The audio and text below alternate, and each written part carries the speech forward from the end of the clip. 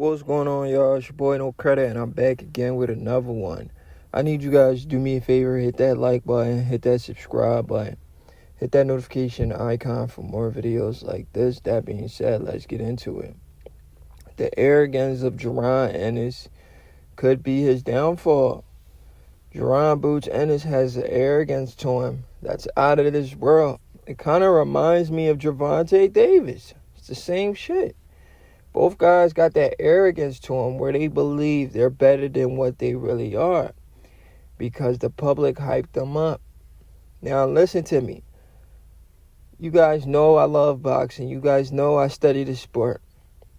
I'm not making this video sitting here saying both Gervonta Davis and Jaron Ennis isn't good fighters. These are excellent fighters.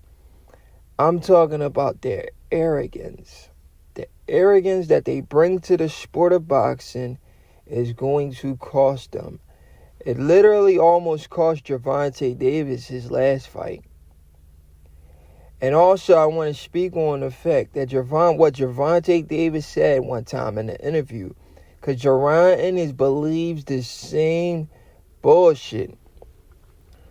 Gervonta Davis once said in a recent interview before his recent fight, where he arguably lost that fight, right? In a recent interview, Gervonta Davis said he's the most skillful fighter in all of boxing. That is a complete lie. Jaron Ennis believes the same. And let me tell you what these guys are. These guys are not the most skillful fighters in boxing. They are exciting. We confuse exciting fighters with being skillful. No, they have skills, but they don't have the most skills. Terrence Crawford has more skills than Gervonta Davis. Terrence Crawford has more skills than Jaron Ennis. Shakur Stevenson has more skills than Gervonta Davis. Shakur Stevenson is more skilled than Jaron Ennis. Those are the skilled fighters. These guys are skilled too, but they're not as skilled as those two guys I just mentioned. They're just a little bit more exciting. A little bit more exciting, meaning they're flashy. They're explosive. But those two guys that I just named, Shakur and Terrence, they have a higher IQ. They could slow things down. They could think in the ring. They could outbox a person for 12 rounds and can make adjustments on the fly. That's the separation from being skillful with a higher IQ and being exciting. These guys only know one thing. That's being exciting. Yeah, they can make adjustments here and there. I've seen Jaron Ennis make a few adjustments here and there, but subtle adjustments, nothing really major. Because we seen him fight Karen twice. What big adjustments did he make?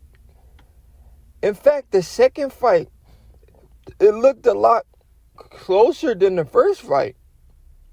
The first fight, he won the first fight convincingly, right? Even though he got tagged in it, but the second fight, we thought the second fight was going to be even more convincingly, right? But it wasn't, because he didn't make the major adjustments.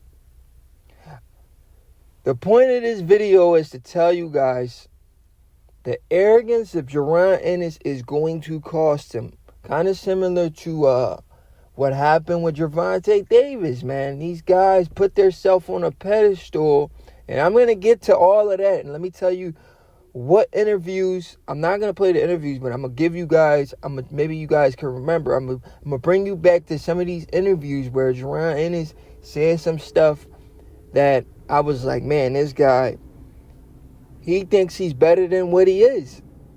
You cannot think like that when you haven't done anything in the sport of boxing to garner that type of clout or recognition yet.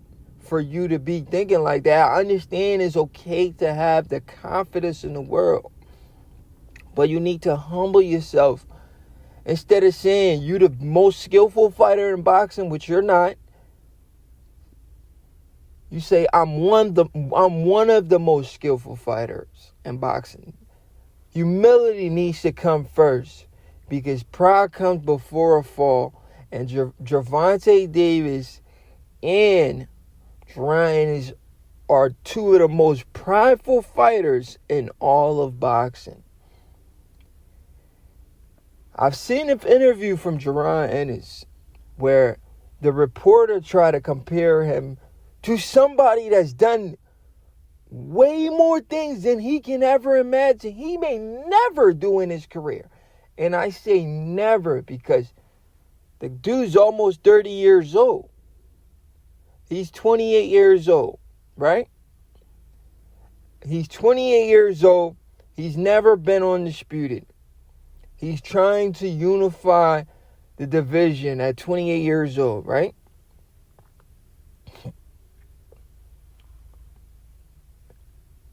By the time he's 36, will he be a 2-time undisputed champion?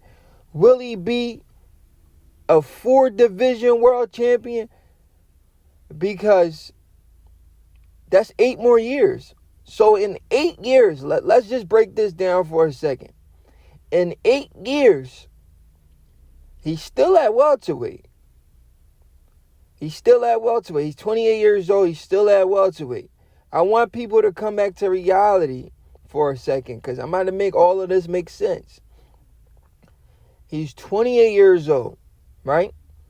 In 8 years, will he have as much accomplishments as Terrence Bud Crawford? In Terrence Crawford's first division, Jaron Ennis is in his first division, he became a world champion and he held the Ring Magazine belt. That was just his first division. In his second division, he unified the entire division and became undisputed. That was his second division. His third division, he became undisputed. His fourth division, he holds the WBA belt. Right? So, in 4 divisions, Bud Crawford has left his mark. And he's 36 years old, going on 37. Right or wrong? Right? He's 36 years old, going on 37. He has left his mark in 4 divisions. Jaron Ennis is 8 years younger than Bud Crawford. So in 8 years, Jaron is still being at his first division. In 8 years, can he be a 4-division world champion? A 2-division undisputed champion? Crawford is going for 3-division undisputed, 5-division world champion when he faces off against Canelo. So I'm telling y'all, let's break it down. In 8 years, y'all think Jaron Ennis can accomplish that? Absolutely not. So when Jaron Ennis is mentioned to somebody like a Terrence Crawford, who he can't tie his shoes, who he'll never be able to catch up with in accomplishments, because in 8 years, bro, how many years did it take Jaron Ennis to become a world champion? Took him a minute. How many years is it going to take him if he wants to be undisputed? It's not going to happen this year. If he beats Emmanuel Stanionis, he becomes unified, right? But he's 28 years old. We're in 2025. So he has to go into negotiation with the next world champion, maybe Mario Barrios. So let's say he fights Mario Barrios next year, right? To get the 3rd belt. He beats Mario Barrios. He's now 29. Then he has to go fight Brian Norman Jr. the next year, because he can't fight both of them in the same year. Both guys are not going to fight you in the same year. So it's going to take a year each. And that's me fast tracking the situation. Let's say he fights Brian Norman Jr. at 30 years old, right? Let's say he fights Brian Norman Jr. at 30 years old, right? He fights Brian Norman Jr. at 30 years old. He becomes undisputed. He's undisputed at the age of 30. He still has. And that's me fast forwarding his career for him. What if the Brian Norman fight doesn't happen at 30 years old? What if it happened at like 32?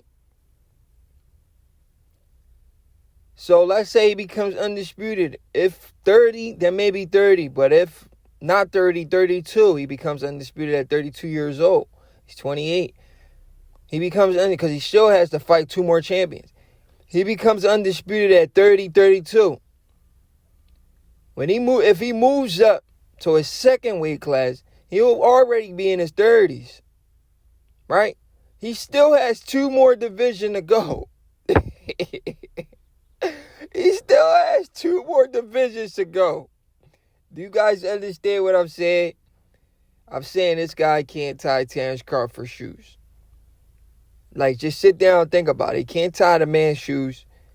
I mean, when he speaks on someone like Terrence Crawford, he needs to humble himself. Terrence Crawford is considered one of the greats of boxing. Jaron Ennis is not even a Hall of Famer yet. He hasn't done anything in the sport of boxing to put himself even in the Hall of Fame, for him to even put himself as an all-time great, as a first ballot Hall of Famer. So when he speaks on a guy like Terrence Crawford, he needs to humble himself. Jaron Ennis was recently asked, well, I ain't going to say recently, a couple years back, where I noticed Jaron Ennis, and I want to say this. This video is not about me hating on Jaron Ennis. If you've made it this far, I'm from Philadelphia, West Philadelphia, right? Jaron Ennis is from Germantown. I'm from the 63rd area. I'm from the 63rd Cobbs Creek area. Jaron Ennis, he's from all the way on the other side. I'm from Cobbs Creek area. He's from Germantown. So, yes, Philly support Philly. But Jaron Ennis, he a north side guy. I'm a west side guy. Yes, I support everybody from Philly. I support Stephen Fulton. I support everybody. You know what I'm saying? I grew up in the gym with Stephen Fulton at James Schuler's Boxing, down the bottom, 43rd in Brooklyn. I support all my Philly fighters. But it's just something with this guy. This guy got an arrogance to him that I don't like and I don't respect. So I'm going to call the bullshit out, because as a boxing fan, I'm not going to support something that I don't believe is genuine. You got to be genuine for me to really bang with you. And I don't bang with him like that. Jaron Ennis was asked in an interview. A reporter said, you kind of remind us of Terrence Crawford. Because you kind of fight like him. You a switch hitter and stuff like that. He said, no, I'm better than him. How are you better than him? Your body of work doesn't show that you're better than him. In fact, it showed that you can't even tie his shoes. Jaron Ennis said in the interview, he says, I'm better than him. I'm nothing like him. I'm better than him. Bro, how? You fought a guy named Kieran twice. You couldn't even do nothing with a guy named Kieran. How can you even compare yourself to someone that's done absolutely everything in the sport of boxing you're trying to do? Bro, are you serious? Why can't reality set in these dudes' head? It makes absolutely no sense when you listen to a guy like Jaron Ennis embarrass himself on national television or in any interviews. It's disgusting for the sport of boxing. But like I said, the arrogance of Jaron Ennis, it starts from outside of the ring with that stupid comment he made about being better than somebody he can't even tie his shoes. He confuses being excited and being flashy to being better. No, Bud Crawford has a higher IQ than you. He's the better fighter all around. He makes the better adjustments. You don't make adjustments. You fight a guy in a rematch, you make the fight closer instead of knocking the guy out. If Bud Crawford fought a guy in a rematch, he's getting cooked. That's the difference from you and Bud Crawford. He's better than you. But the arrogance of Jaron is going to be his downfall. Now, I'm not saying he's going to lose this fight to Stanionis, because I actually got him on my parlay. But I hedged the parlay, though. I hedged that parlay because a lot of people are saying there's a possibility he could lose this fight. But styles make fights. Both his style and the Mendes Stanionis style, they both have the style to offset each other. That I know is for sure. So if he does lose, I'll be prepared for it because I hedge my parlay. That's what you got to do, because when a fight is kind of suspect, you got to hedge it. Because he's the only fight on my parlay I'm trying to be too confident for it, but, I don't know. It's a little shaky. I got him beating Buddy, but I had to hedge it because, like I said, he has this arrogance to him where he goes in the ring, and he's beating up a guy, and he's too cocky with it. He's trying to show off and stuff like that. You talking to the guy, you showing off. You can't do that. You have to stay locked in until a job is done. When we watch a guy like Terrence Crawford, yeah, he talk crap to you, but he talk crap to you when he knocks you down. Then he goes and he flexes on the rope and stuff like that because you're almost out of there. And he's the best finisher in boxing. So a guy like Terrence Crawford could get away with something like that. But a guy like Jaron Ennis, who's not the best finisher in boxing, he can get a guy hurt and the guy can still survive. He needs to focus when he's in that ring. He can't be talking to a guy until the job is done or the guy is almost out of there. But it's just in his head where he shows off, and I seen him in his last fight arguing with his father in the corner. His dad is telling him something, and he's arguing with his dad. What is you arguing with your pop for? I know y'all seen that video. Just like Javon. Yo, bro, you see what I'm saying? I'm not trying to compare these two. Javon was just arguing with his trainers. Just like Jaron Ennis is arguing with his own damn dad, his own father, bro. His own father, arguing with his father in the corner. I'm telling y'all, this arrogance and pride of Jaron Ennis is going to be his downfall. Being excited fighter does not equate to being the most skillful fighter in the sport of boxing. It means you're just an excited fighter. People like to watch you. But you have a vulnerability to you, though. Because you play with your food. You don't lock in. You don't focus. There's a vulnerability to him, and there's a vulnerability to the guy named Gervonta Davis. That's why I'm mentioning both of them. But it is what it is. Your boy No Credit. I hope you guys understand the message that I was trying to get across. So if Jaron Ennis does lose, and he's from Philly, I don't want him to lose because I want Philly to be on top. But then again, because of his arrogance and his pride, it just rubs me the wrong way. Pause, no homo, no diddy. But it just sends a different message to me, and that's not thorough. I can't really support that. Anyways, your boy No Credit, I'm out.